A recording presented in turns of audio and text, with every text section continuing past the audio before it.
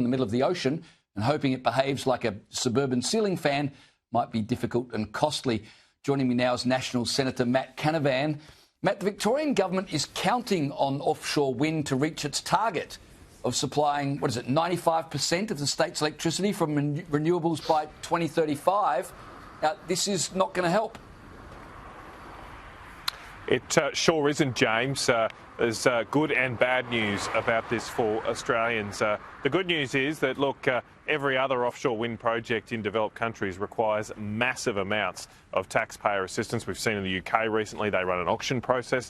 The prices to encourage offshore wind have gone through the roof. So this project not going ahead is likely to save Australian taxpayers that bill. That's the good news. The bad news is, as you've described, the plan to keep the lights on in Victoria was to build this kind of infrastructure. And in the Victorian government's own plan, this is their own documents, their own planning documents, they say that if we don't build the offshore wind projects they planned, that they would have to cover 70% of Victoria's farmland with solar and wind projects. That's not a typo. I've just posted this on my X account if you want to go and look at the exact extract, and I should credit Aidan Morrison from the Centre for Independent Studies for this. He's got an extract from that government report. You can read it yourself. You can see the maps the Victorian government have put out saying that if we don't build on offshore wind, they're going to cover Victoria's farmland with 70% of solar and wind.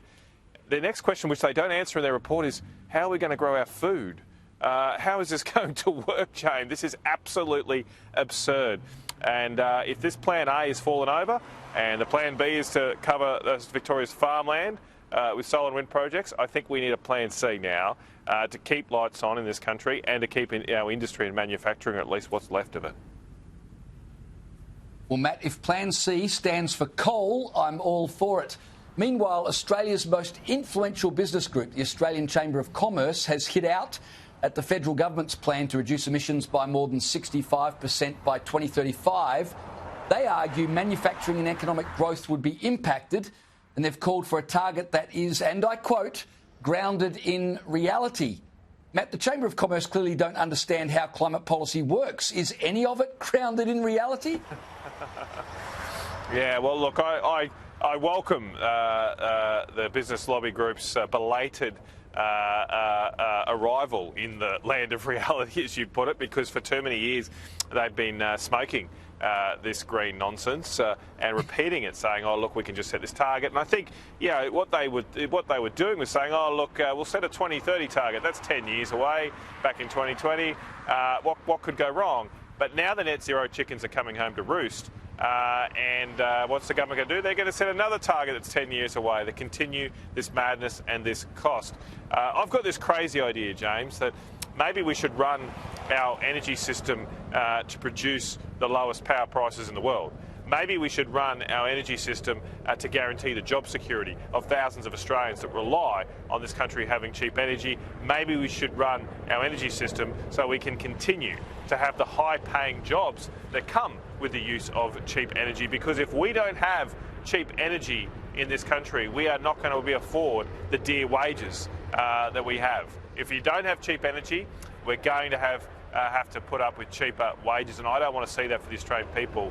So I think we should turn around all the priorities and the objectives of our energy system and saying, look, I don't really care about the climate targets that no other country in the world is meeting. What we should do is have a cost of living target.